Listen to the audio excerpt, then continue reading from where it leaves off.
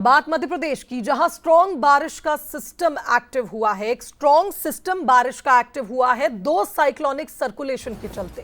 3 दिन तेज बारिश का दौर जारी रहेगा। 26 जिलों में भारी बारिश का अलर्ट जारी हुआ है। मध्य प्रदेश में लगातार हो रही बारिश के बाद अब खबर मिल रही है कि 3 दिन तेज बारिश का दौर जारी रहेगा। दो साइक्लोनिक सर्कुलेशन का असर प्रदेश भर में नजर आएगा। 26 जिले तो ऐसे हैं जहां भारी बारिश का अलर्ट जारी हो गया। 8 जिले जिनमें अति भारी बारिश यानी रेड अलर्ट जारी हुआ है। इन 8 जिलों में 24 घंटे में 8 इंच तक बारिश संभव है। भोपाल, इंदौर, उज्जैन समेत कई जिले ऐसे हैं जहां पर इस साइक्लोनिक सर्कुलेशन का असर प्रभावी रूप से देखने को मिलेगा।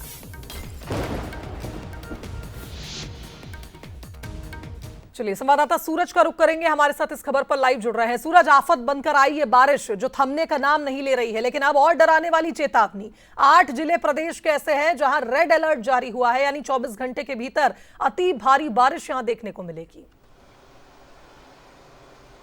देखिए, बिल्कुल सितंबर का जो पहला हफ्ता है वो अति बारिश का हफ्ता साबित हो सकता है। इस तरीके से हम देख रहे हैं, चाहे ग्वालियर, चंबल हो, मध्य भारत हो या मालवा का क्षेत्र हो, तो कई जिले ऐसे हैं जहां पर मौसम विभाग ने रेड अलर्ट जारी किया है। 54 बांधों में से करीब 22 से ज्यादा ऐसे बांध जो लबालब भर चुके हैं। राजधानी भोपाल में पिछले 2 दिन से रुक रुक कर बारिश हो रही है। इसके चलते हम देख रहे हैं जलभराव जैसी स्थितियां बनी है। बड़ा तालाब लगभग फुल टैंक के लेवल पर है। सिर्फ 0.80 फीट पानी यहां पर यदि भरता है तो इसके बाद सबसे पहले भदभदा डैम के गेट खोले जाएंगे। और आप देखिए सुबह से किस तरीके से जो हल्की फुहार और तेज बारिश के बीच धुंध जैसा जो माहौल बना है, उसके चलते कहीं ना कहीं कोहरे जैसे हालात हैं।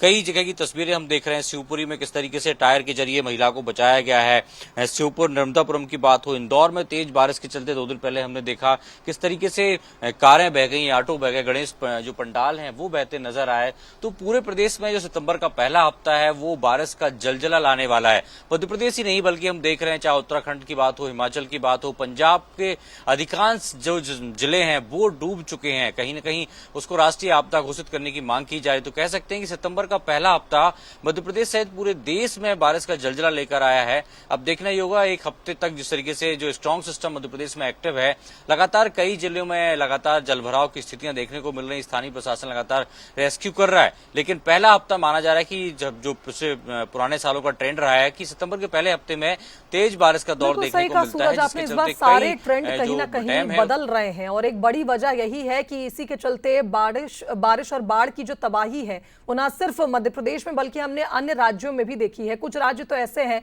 जहां सालों पुराना रिकॉर्ड टूट रहा है। इस बार की इस बारिश ने जिस तरह से जलजला मचा रखा है। फिलहाल बहुत शुक्रिया आपका तमाम अपडेट्स हम तक पहुंचाने के लिए। तो देखिए, पुनासा का इंदिरा सागर बांध लबालब हो गया है। बांध के 12 गेटों को खोलना पड़ा। डैम इतना ओवरफ्लो हो चुका था। बारिश से ओमकारेश्वर में घाट डूब चुके हैं। नाव चलाने पर प्रतिबंध लगा दिया गया। पुनासा में तेज बारिश अभी भी जारी है। बांध के जलस्तर की अगर हम बात करें, जरा इन तस्वीरों को देखिए, जितनी खूबसूरत उतनी डराने वाली। 261 मीटर तक बांध का जलस्तर पहुंच चुका था। यही वजह थी कि गेट खोले गए। 12 गेट इंदिरा सागर बांध के खोले गए, जिसमें से 8,720 क्यूसेक पानी छोड़ा गया। ओमकारेश्वर से आपको ये भी जानकारी दे दें कि 9,155 क्यूसेक पानी छोड़ा गया है। और आप देख सकते हैं कितना पानी इस डैम में भरा हुआ था। टोटल ओवरफ्लो स्थिति में था ये डैम। यही वजह है कि 12 के 12 गेट खोले गए। तो पुनासा की ये तस्वीरें आप देखिए जरा, सारे रिकॉर्ड इस बार बारिश तोड़ रही है। मॉनसून के चलते सितंबर का जो ये पहला हफ्ता है काफी ज्यादा भिगाने वाला है। कारण यह है कि 24 घंटे के लिए रेड अलर्ट जारी हुआ है प्रदेश के 8 जिलों।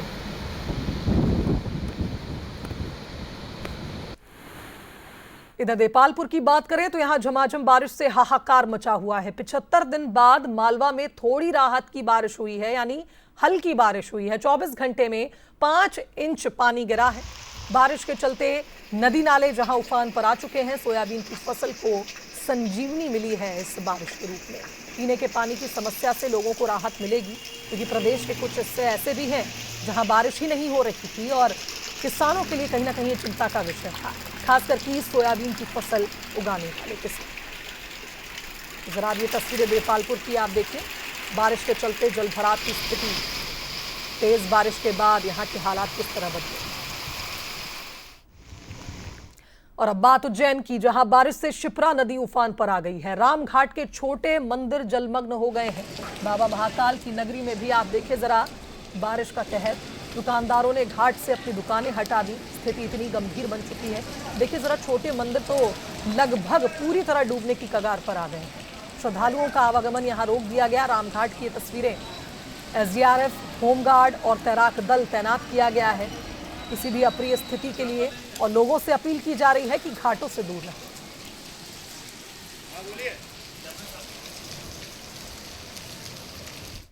इधर